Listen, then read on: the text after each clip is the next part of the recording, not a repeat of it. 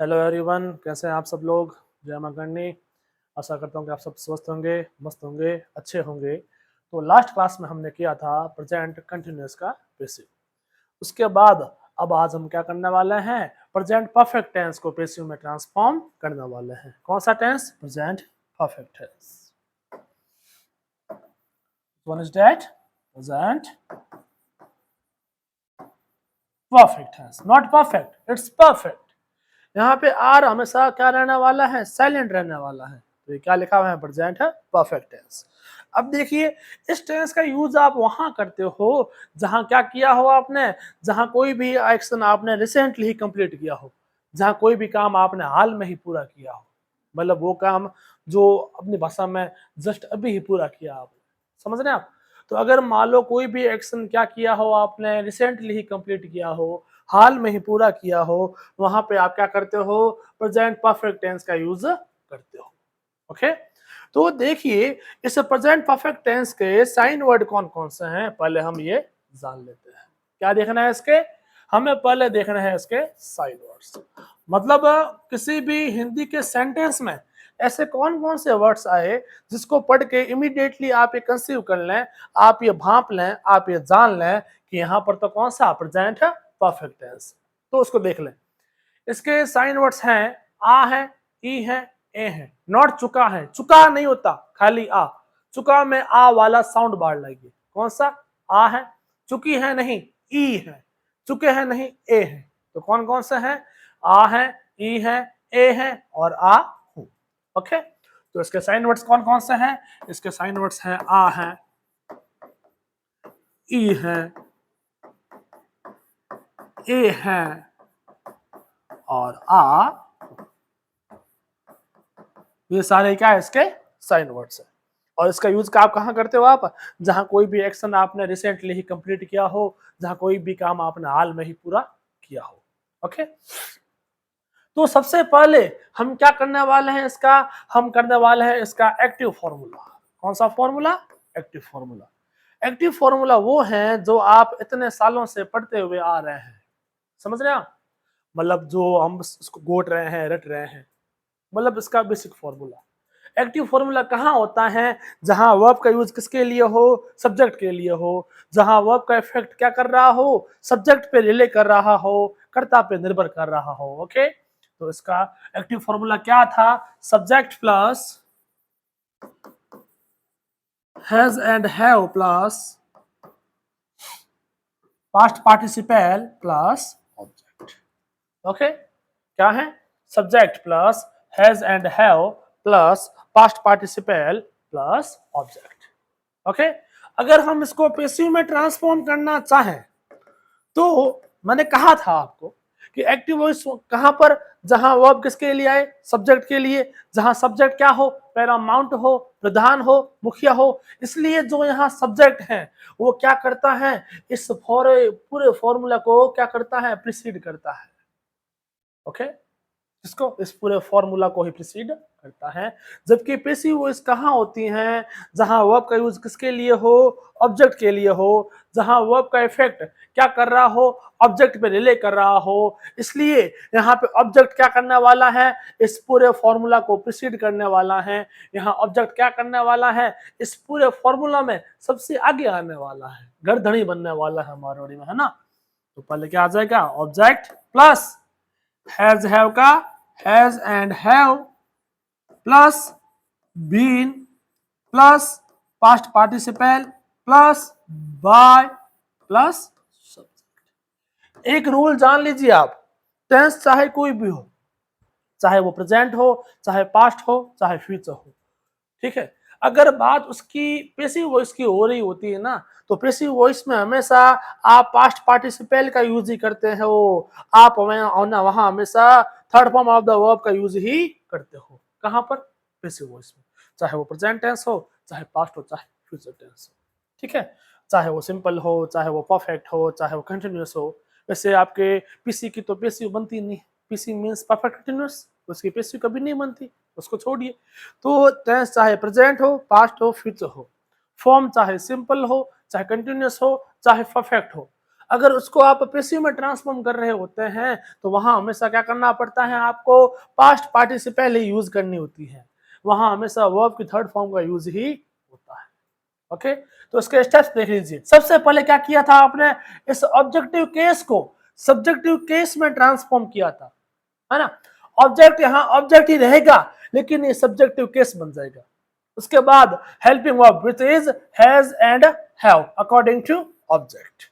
Okay, has कहां आता है, जहां सब्जेक्ट क्या हो, जहां सब्जेक्ट आपके थर्ड पर्सन सिंगुलर हो, थर्ड पर्सन प्लस सिंगुलर, तृतीय पुरुष एक वचन, it is, that is, he, she, it और एनी सिंगुलर नेम, जो कौन कौन से हैं, ही है, शी है, इट है, या सारे सिंगुलर नेम है, सारे एक वचन नाम है। ओके, तो वहां आता है हैज, और हैव कहां आता है, rest all subjects, rest all subjects, शेष सारे कर्ताओं में क्या आता है, हैव, वहां आप हैव का यूज करते हैं। ओके, तो प्रेजेंट परफेक्ट टेंस, ये टेंस कहां आता है, जहां कोई भी एक्शन क्या किया हो आपने, रिसेंटली ही कंप्लीट किया हो, कोई भी कार्य आपने हाल में ही पूर्ण किया हो। इसके साइन वर्ड्स कौन कौन से हैं, आ है, ई है, ए है और आ हूं। इसका एक्टिव फॉर्मूला क्या था, सब्जेक्ट प्लस हैज और have plus past participle plus object. और अगर इसको आपने पैसिव में ट्रांसफॉर्म किया है तो ऑब्जेक्ट यहाँ क्या करने वाला है, इस पूरे फॉर्मूला को आपके प्रिसीड करने वाला है। इसलिए पहले यहाँ पे क्या आएगा, ऑब्जेक्ट, फिर क्या आएगा, हैज एंड हैव, फिर आएगा बीन, फिर past participle plus by plus subject. Okay okay, देखिए अब तो क्या इसके एग्जांपल लिए जाए, तो हम करने वाले हैं इसका example. Easy, easy means एग्जाम्पली gratia, which is a Latin word which means for example in English। ये जो easy है ना, इसकी फुल फॉर्म होती है exempli gratia। easy रूटली क्या है, कि लैटिन वर्ड है जिसका इंग्लिश ट्रांसफॉर्मेशन क्या होता है, फॉर एग्जाम्पल, उदाहरण के लिए, उदाहरण के लिए। तो देखिए easy, मैंने बोल दिया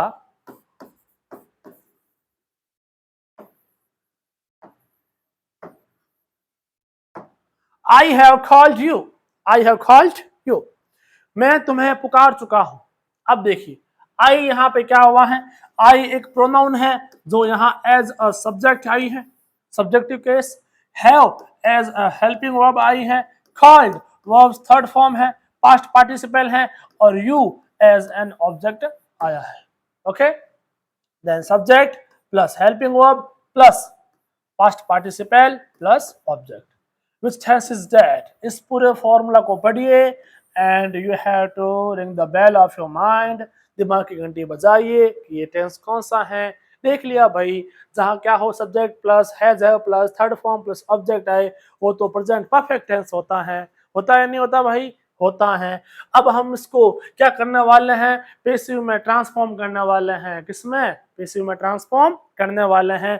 तो इसका पैसिव फॉर्मूला आप सब जानते हैं ना, जहां सबसे पहले क्या आता है, object plus helping verb that is has and have plus been plus past participle plus by plus subject.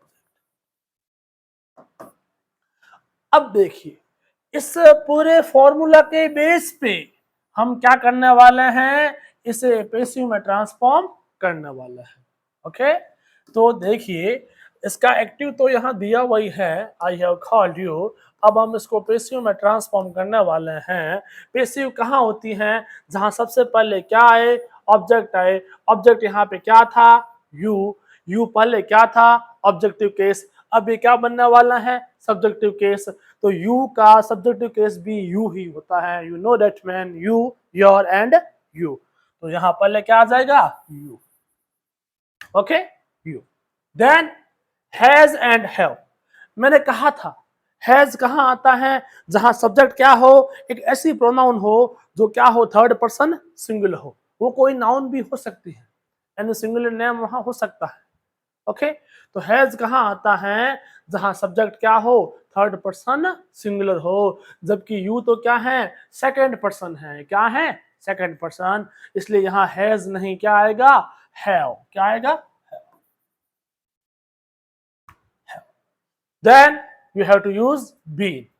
Then see that object has have been, then you have to use the third form of any verb here man, जिसको आप क्या बोलते हो और past participle बोलते हो। verb की third form, verb यहाँ पे क्या थी called, वैसे called ऑलरेडी verb की थर्ड फॉर्म में थी, ऑलरेडी यह past participle था, तो यहाँ क्या आ जाएगा called का called। Okay, then you have to use by, तो यहां आ जाएगा by, then you have to use subject। अब देखिए सब्जेक्ट यहां पे क्या था, सब्जेक्ट यहां पे था आई पहले क्या था सब्जेक्ट था, इसलिए ये क्या था सब्जेक्टिव केस। आई अब क्या बनने वाला है ऑब्जेक्ट, इसलिए क्या बन जाएगा ऑब्जेक्टिव केस। तो I my me, I subjective case, my possessive case and me objective case. तो यहां क्या आ जाएगा You have been called by me. You have been called by me. तुम मेरे द्वारा पुकारे गए हो। तो ये क्या थी एक्टिव वॉइस, क्यों? क्योंकि यहाँ पे ये जो कॉल्ड था वो किसके लिए था आई के लिए। आई कौन था सब्जेक्ट था, वो अब किसके लिए आई सब्जेक्ट के लिए, इसलिए ये क्या था एक्टिव वॉइस है। ऑन द कॉन्ट्रेरी यहाँ पे ये जो कॉल्ड है वो किसके लिए आया है यू के लिए। यू कौन था ऑब्जेक्ट था, इसलिए वर्ब यहाँ किसके लिए आ रही है ऑब्जेक्ट के लिए आ रही है। वर्ब का जो इफेक्ट है वो क्या कर रहा है ऑब्जेक्ट पे रिले कर रहा है, इसलिए ये क्या है पैसिव वॉइस। क्या है पैसिव वॉइस। अब देखिए आप इस पैसिव वॉइस वाले सेंटेंस को हम निगेटिव में, इंटरोगेटिव में और निगेटिव इंटरोगेटिव में ट्रांसफॉर्म करने वाले हैं। ओके, देखिए सेंटेंस क्या था, सेंटेंस था you have been called by me. You have been called by me. तुम क्या हो मेरे द्वारा पुकारे गए हो। देखिए अब ये सेंटेंस क्या है अफर्मेटिव है। क्या है अफर्मेटिव, क्यों? क्योंकि ना तो यहाँ नेग्लिजेंस है, negligence means sense of no, ना वाला भाव, तो ना तो यहाँ नेग्लिजेंस है और ना ही यहाँ पे क्या है सस्पेक्टेड मैनर है, which means a kind of suspense, एक प्रकार की संदिग्ध रीति, कोई शंका, जहां एंड में क्या आए क्वेश्चन मार्क आए, द स्टिक ऑफ ग्रैंडपा, दादाजी की क्या है गेडी आए, है ना वैसे। तो you have been called by me. Okay, अब हम इसको क्या करने वाले हैं सबसे पहले हम इसको निगेटिव में ट्रांसफॉर्म करने वाले हैं। किसमें निगेटिव में। एक चीज जान लें आप, ये नेगेटिव नहीं है ये निगेटिव है। क्या है निगेटिव। निगेटिव मीन्स ऐसा सेंटेंस जहां पर क्या हो नेग्लिजेंस हो, जहां क्या हो नेग्लिजेंस। नेग्लिजेंस मीन्स नकारात्मकता, न वाला भाव, सेंस ऑफ नो। तो नेग्लिजेंस वहां होती है जहां सेंस ऑफ नो, और जहां पे सेंस ऑफ नो है वहां पे उसको आप क्या मानते हो निगेटिव मान लेते हो। ओके, तो एक चीज आप जान लें, इस चीज को आप गांठ बांध लें कि टेंस चाहे कोई भी हो, टेंस चाहे कोई सा भी हो, कोई भी हो, चाहे वो प्रेजेंट हो, चाहे वो पास्ट हो, चाहे वो फ्यूचर हो, चाहे प्रेजेंट हो, पास्ट हो या फ्यूचर हो, वॉइस चाहे कोई भी हो, चाहे वो एक्टिव हो, चाहे वो पैसिव हो, जब बात उसके निगेटिव की हो रही होती है तब नॉट कहाँ आता है हेल्पिंग वर्ब के जस्ट बाद में आता है, ठीक बाद में आता है।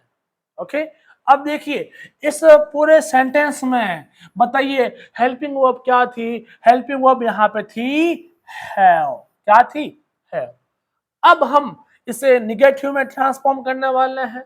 निगेटिव कहाँ जहां पर नेग्लिजेंस और सेंस ऑफ नो हो, जहां न वाला भाव हो, और अभी आपने जाना कि टेंस चाहे कोई सा भी क्यों ना हो, वॉइस चाहे कोई सी क्यों ना हो, अगर आप इसको निगेटिव में ट्रांसफॉर्म कर रहे हो तो नॉट कहाँ आता है हेल्पिंग वर्ब के ठीक बाद में आता है।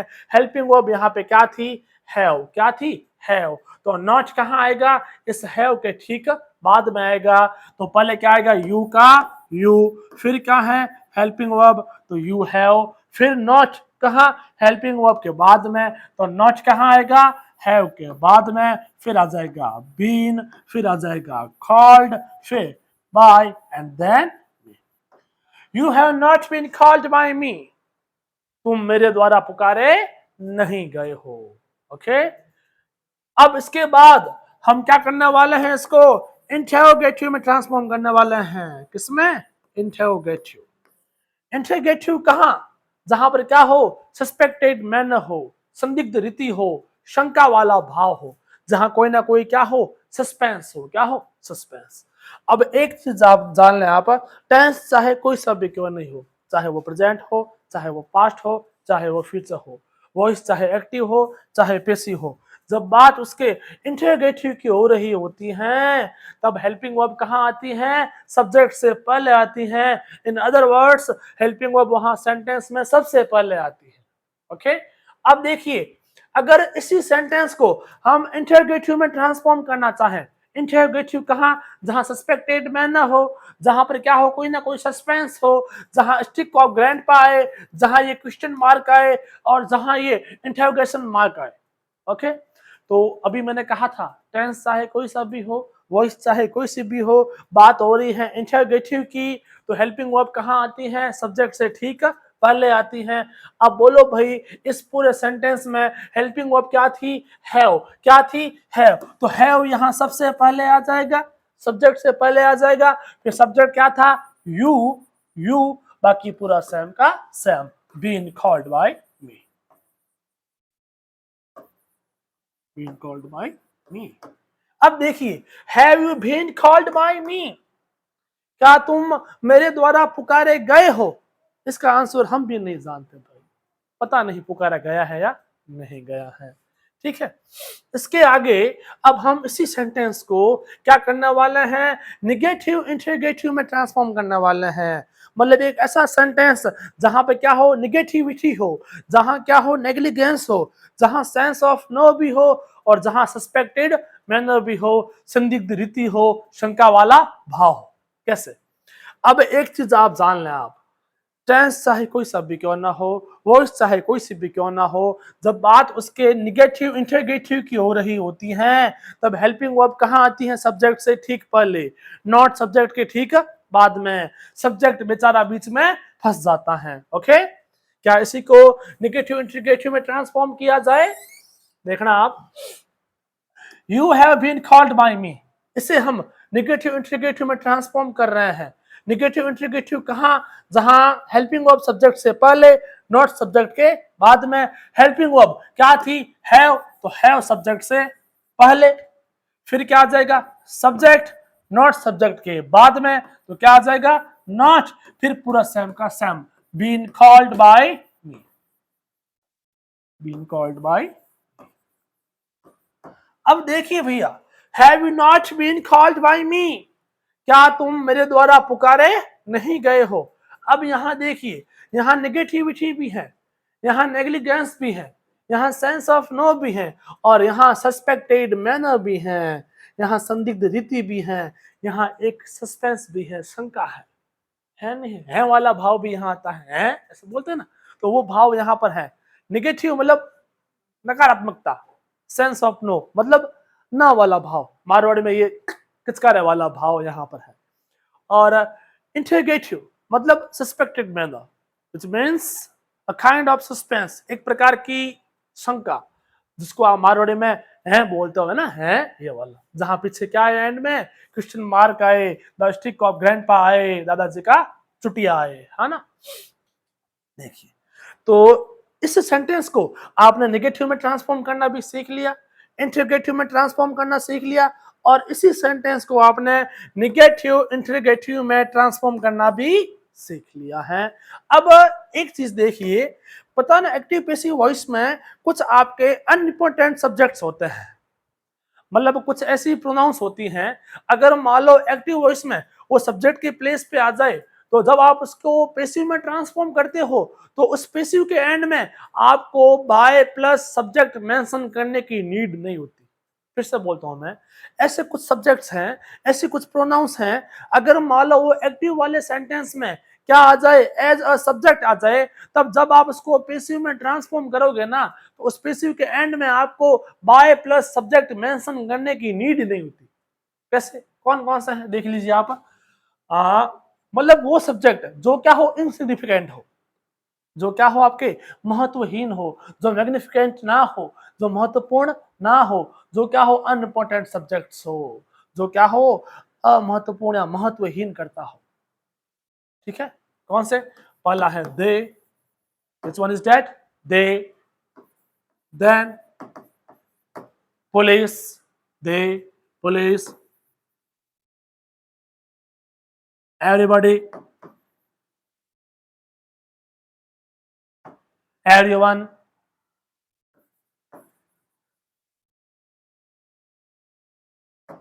anybody,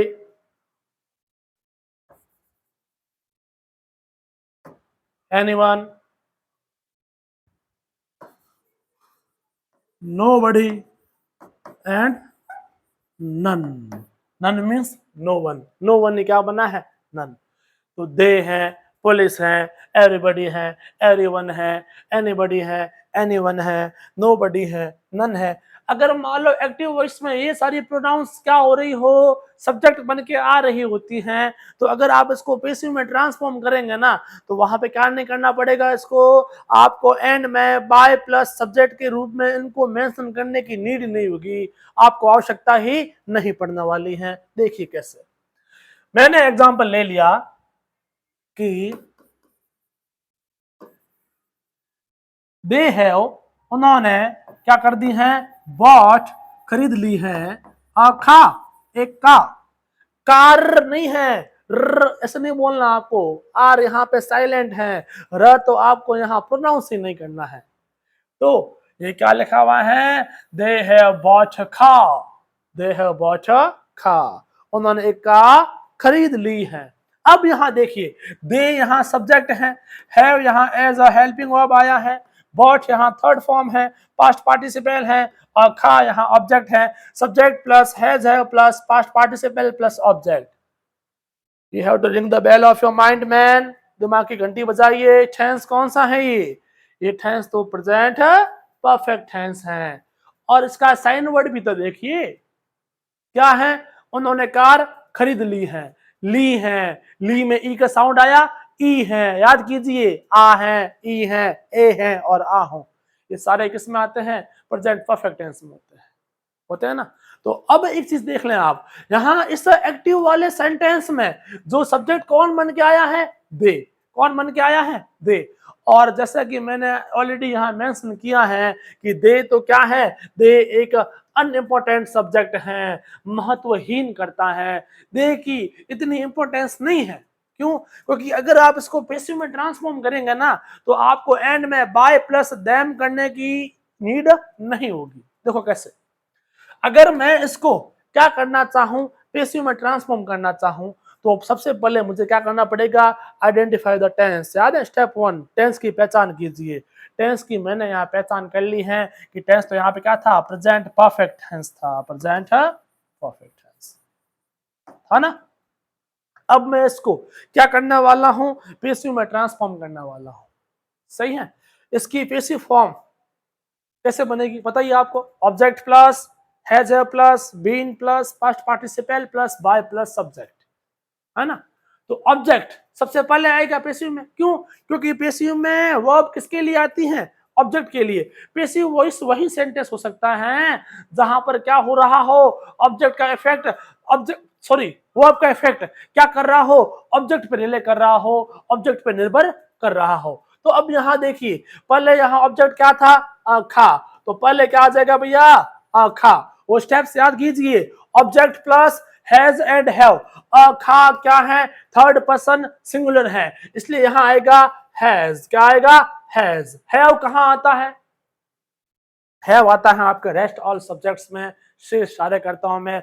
हैज खाली वहीं पे आएगा जहां सब्जेक्ट क्या हो, थर्ड पर्सन हो, सिंगुलर हो, जैसे ही डिस्ट, he, she, it and any singular name, he, she, it, this, that, Sita, Gita, Ram, Shyam, Mohan, Sohan, ये सारे। ओके, खा हैज, एक कार है, फिर याद याद कीजिए क्या आएगा, पहले आएगा object plus has and have plus been, तो खा has been. Then you have to use past participle here.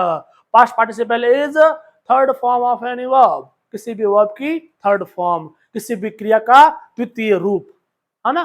चलिए, तो अ car has been, अब पास्ट पार्टिसिपल आएगा। पास्ट पार्टिसिपल क्या होता है? वर्ब की थर्ड फॉर्म। वर्ब यहाँ पे क्या थी देखिए, बॉट मीन्स बाय, और कि बॉट खुद क्या है? बाय की पास्ट पार्टिसिपल फॉर्म है। अब ये ऑलरेडी वर्ब की थर्ड फॉर्म ही है, तो बॉट का बॉट। अब देखिए, मैंने कहा था क्या कि दे क्या है? एक इनसिग्निफिकेंट सब्जेक्ट है, महत्वहीन करता है। तो अगर आप इसको पेसिव में ट्रांसफॉर्म करेंगे ना, तो आपको इसके एंड में बाय प्लस सब्जेक्ट को मेंशन करने की नीड नहीं होगी। तो यहां पर ना आपको क्या करने की, बाय प्लस देम को मेंशन करने की नीड ही नहीं है। कर लिया तो अच्छा, नहीं किया तो और भी अच्छा, है ना? क्यों? क्योंकि यहाँ लिखा हुआ है a car has been bought, एक कार खरीद ली गई है, एक कार खरीदी गई है। ओके, इसलिए आपको क्या नहीं करना है, यहाँ पर बाय देम मेंशन करने की नीड नहीं है। वैसे अगर कर लें तो इसको कोई आपके इनएप्रोप्रिएट प्रूव नहीं कर सकता, फिर भी अप्रोप्रिएट तो है, बट करना सही नहीं होता, इतना सेंस प्रोवाइड नहीं करता। तो चाहे वहां दे हो, चाहे वहां पुलिस हो, एवरीबडी हो, एवरीवन हो, एनीबडी हो, एनीवन हो, नोबडी हो, नन हो, पीपल हो, ये सारे क्या हैं? आपके इनसिग्निफिकेंट सब्जेक्ट हैं, जो क्या नहीं होते, पेसिव में किसके लिए मेंशन करने के एलिजिबल ही नहीं होते हैं। अगर आप चाहें तो इसको मेंशन करें, और इसको पेसिव की जो एंड फॉर्म है, बाय प्लस सब्जेक्ट को मेंशन करने की नीड नहीं होती है। चलिए आज के लिए इतना ही। आशा करता हूं कि ये क्लास आपको पसंद आई होगी। Thank you for being here in my class. Have a good day everyone. Okay.